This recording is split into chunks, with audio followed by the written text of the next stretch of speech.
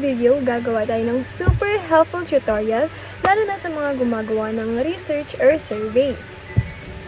Ang topic natin for today is paano i-interpret ang data galing sa Likert scale.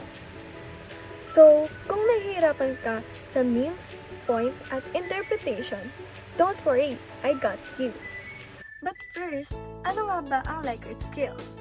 So, Likert scale is a reading scale na ginagamit para masukat ang opinions, attitude, at perception ng mga tao. Ito yung kadalasang choices na nakikita natin sa mga survey. For example, strongly agree, agree, neutral, disagree, and strongly disagree. Basically, instead of yes or no, naglalagay tayo ng levels of agreement para mas detailed yung sagot. So, bakit nga ba mahalaga ang Likert scale? Ginagamit ang Likert scale kasi unang-una, it turns feelings and attitude into numerical data.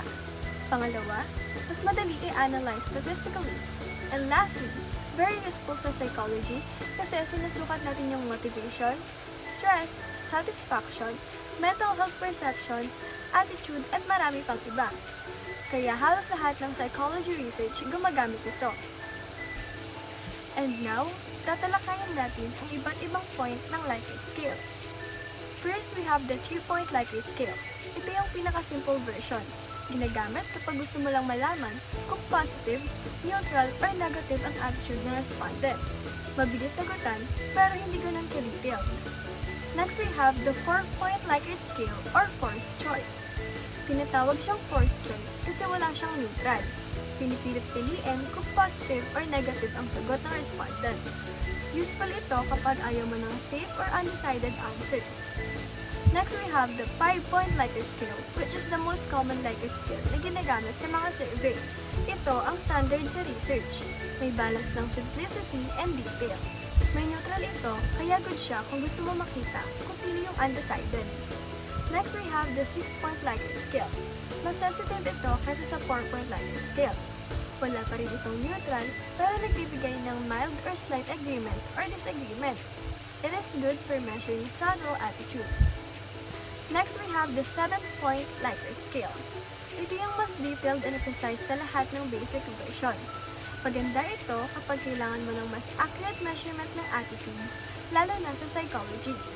Next, we have the 9-point Likert scale. Ito yung ginagamit sa advanced research kung gusto mo ng very detailed measure ng attitude o perception.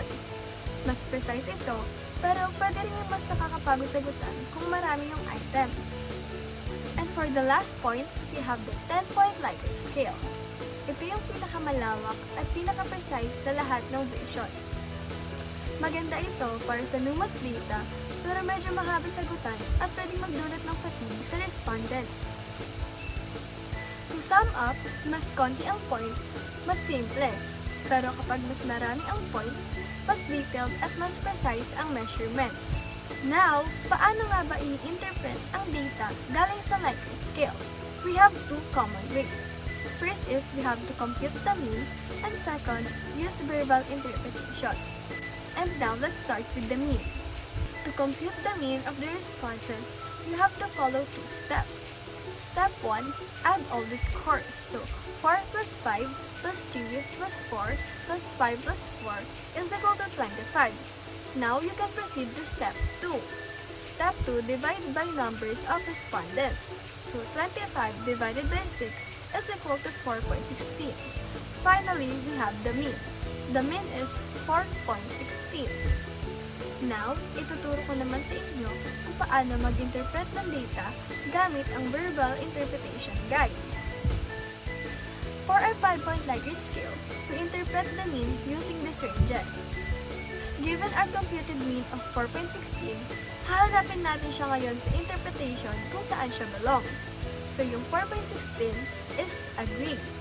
Now, the interpretation is agree.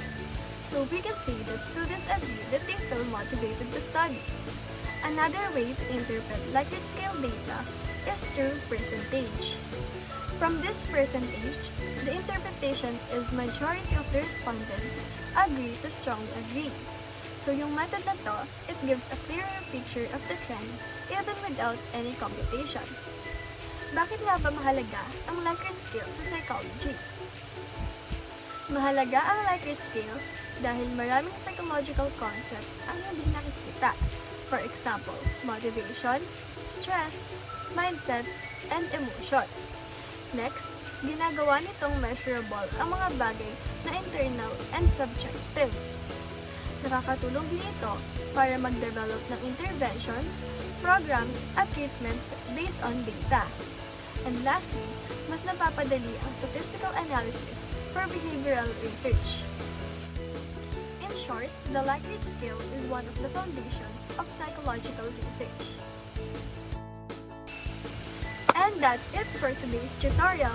I hope nakatulong to sa'yo to understand kung paano i-interpret ang data galing sa Likert scale, kung paano siya i-compute, at bakit siya super important, especially sa field of psychology.